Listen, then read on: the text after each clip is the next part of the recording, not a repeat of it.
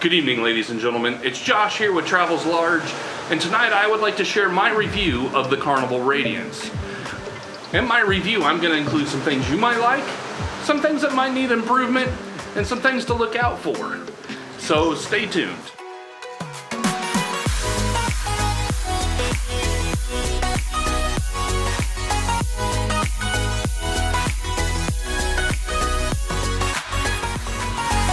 Onboard Carnival Radiance, one thing that I always do when I first get on board, I always like to go to the buffet because it's been a long travel day. Had a few different options there, a couple areas that were open. Definitely salad bar was a nice area. They had a lot to choose from on the salad bar. On the main serving area, I think there was about 5 to 6 dishes that you could choose from, and they all looked fairly good. One thing right behind the buffet is they have Shaq's Big Chicken. That restaurant is open for breakfast and lunch, and back there you can get chicken, and then in the mornings you can get chicken biscuits, sausage and egg and cheese biscuits, bacon, egg and cheese biscuits as well. So there is a couple options there. And then opposite that, you have available to you is the pizza place. Unfortunately, on this cruise, I did not partake in the pizza, but I've had it on several other cruises, and there's about 5 options back there, and they are all delightful. So that is one thing I definitely enjoyed. Back into the buffet though, the desserts is one of my favorite things. Every day for lunch, I looked forward to the cake. On this cruise, the cake was, I would say, was pretty good. So overall, that's one thing I always looked forward to. And then Blue Iguana Cantina, which is my favorite place to go get breakfast burritos in the morning. And then also for lunch, they serve burritos and tacos as well. The burritos here, gotta get my workout in. Ooh. On the opposite side, they have Guy's Burger Joint, which there you can get all sorts of different options on how to stack your burger, which are all very good. So the pool deck, there was plenty of space to lounge out. The main pool, definitely. They have loungers all around it, and then they have like a tiered seating area. That way you can sit back, relax, enjoy the sun. Unfortunately, on this cruise, the temperature was a little cooler. Right now, it's almost to the point it's cold outside, but it is still t-shirt weather. I haven't ran to grab my coat yet, but if I film much longer, I'm probably gonna have to do that. But that made for really cold water in the pools. So if you're going on this itinerary, the 3 or 4 night out of Long Beach, California, that may be something you want to be prepared for and think about a little bit ahead of time, is how cold the water is going to be. The water in the pool, speaking of that, is salt water, so I wanted to make you aware of that. Some people are for that, some people are against that. One thing I noticed, it leaves salt marks on a few things, so if you have black garments that you're wearing, it could leave salt stains, so I wanted to warn you about that. From there, I have my son with me on this trip, and he definitely enjoyed the Carnival Waterworks area, which for the ship is a little bit smaller. If I understand correctly, that is new after the refurbishment is the Carnival Waterworks. They have a slide, small slide for the younger children, then they have 2 larger slides for those that are a little more daring. So kind of go around the aft pool. It was always busy. Definitely all the hot tubs on the ship. There was 2 in the aft, 2 at the main pool. Both of those were pretty busy at most points. The pools were a little less busy due to the temperatures, so that is one thing to also consider. Back to the food. The main dining room, there is 2 of those on board. There is one in the middle called Sunrise, which is fairly easy to get to from the main lobby. It's right behind the main staircase, just opposite the lobby bar. Now, however, there's another one, which for my time dining is where we were assigned, the Sunset dining room, which was in the back of the ship.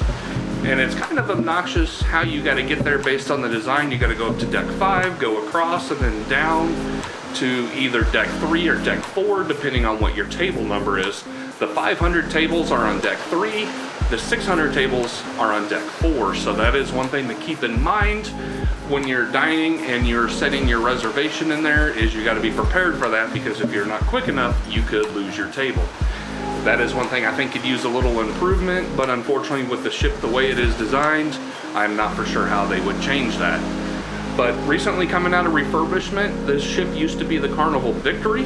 I never sailed on the Victory personally, so I'm not for sure what all 100% changed, but I can definitely tell you based on other ships that I've sailed on with the Carnival fleet. I've sailed on the Carnival Liberty, for instance, which appears to me it would be a sister ship to the Carnival Victory, which is now the Carnival Radiance, that they have done quite the upgrades to the ship. It has been modernized from front to back, and with the new livery down the side of the ship with the red, white, and blue Carnival colors, I think it is a good looking ship. One thing I would say throughout the ship that I think could use improvement, but I wouldn't know how, is there's a little bit of a feeling of being cramped. And what I'm saying is definitely up by Blue Iguana Cantina and Guy's Burger, the hallways are very narrow. There is a line for each of the eating facilities, and then there's traffic going each way, which the hallways are not wide enough to accommodate that. So just be patient and work with your fellow cruisers. Everybody's here to have a good time, so I think we should. Down to entertainment, there was of course the comedy show on board. Unfortunately, with my son here, I did not go to the comedy show. We are a little bit behind or ahead in our time zone, so 6 o'clock on the ship is like 8 o'clock back home, and he's about ready for bed. But I heard that both comedians were very well, and everybody enjoyed those. Also, the stage shows on board. I didn't get to partake in those either, unfortunately. But from the looks of the theater, I would say it's a great place to enjoy a show. They had a couple. There was Soulbound, and then tonight there was a 60s rock show that both looked like they would be a good time. So if you're into theater, definitely check that out while you're on board the ship. Now, if shopping is your thing, Carnival Radiance has several areas that are available for shopping. Of course, Carnival has the fun shops on deck 5. Those are anything from Carnival Logo Store, where you can buy shirts, hats, toys for the kids if you would like. And then there's some regular clothing. Definitely one brand I saw on there is Billabong that I remember. There's a place where you can buy watches and jewelry. Of course, there's Cherry on Top. Can't forget that one for the kids. Great place to satisfy that sugar tooth. And then also, of course, there's the alcohol and the cigarette store that if you would like to buy in bulk, you can take some of that back home. Those are all available. I didn't check out the prices a whole lot, but in my cruise ship tour, you can definitely look through and see what the prices kind of range for you. It depends on what you're into. Now, a couple decks down, of course, they have Pixels, which is actually on deck 4. There is where they keep all your pictures. I'm kind of surprised, to be honest with you, they still print those. I figured that would be something with the update of the cruise ship that we've gone to digital displays only, but that is something they still do.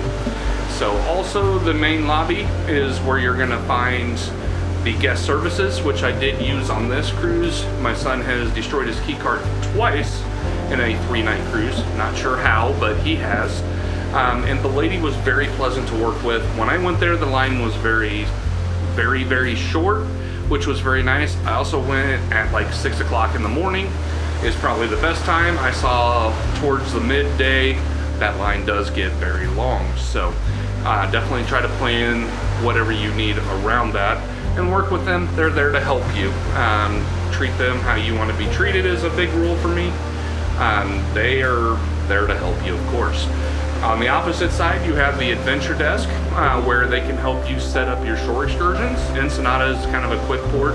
Depends on what you're into. If you like wine country, Ensenada is a good place for you. If wine's not quite your thing, there's a few other activities, but overall, depends on what you're into. Ensenada may be a port that you get bored with quickly, but I would say give it a try if it's your first time here. Otherwise, the crew, I think, all did a wonderful job. Everybody was very willing to go out of their way to kind of work with you.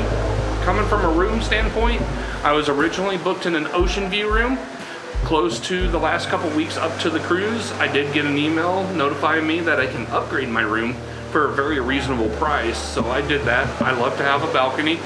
Unfortunately, on this cruise, I probably, other than filming this video, it's probably something I've only used twice, I would say. But it is here. It is something I enjoyed. The room is smaller than a normal balcony I would compare, like the Breeze, the Miracle, any of those cruise ships, I feel like this one's a little bit more narrow. On the bed closest to the balcony, there's about 6 inches in between the bed and the walls, so not a lot of usable space there. But one thing I would say I really like about the room is towards the bathroom, underneath the closet, there's a lighted area that comes on that is motion activated. That way you can see where you're walking. The bathroom is a typical standard bathroom size. Closets are very standard. There is a good amount of storage in this room. There's about 3 areas where you can put stuff. 2 closet areas. One's a little bit more shallow, one's longer, so if you got kids, the shallow area. At the bottom of that there's a mini fridge, which doesn't have a lot of room you can put much, but it is there in case you'd like to put a couple small water bottles or something of that like in that area. The programming on board with the TV, there's a couple channels. You got Nickelodeon, for instance, and Cartoon Network for the kids. And then you got HGTV, Travel Network, Food Network as well, Turner Classic Movies, CBS for news, and then several onboard ship channels. And then of course they have on-demand movies, some of which are actually free, and then others for a little bit of a fee. You can definitely watch those as well. On this cruise I did not use the shipboard internet, so I can't really talk a whole lot about that, whether it was fast, slow. I know there's been questions on previous sailings about how the internet was.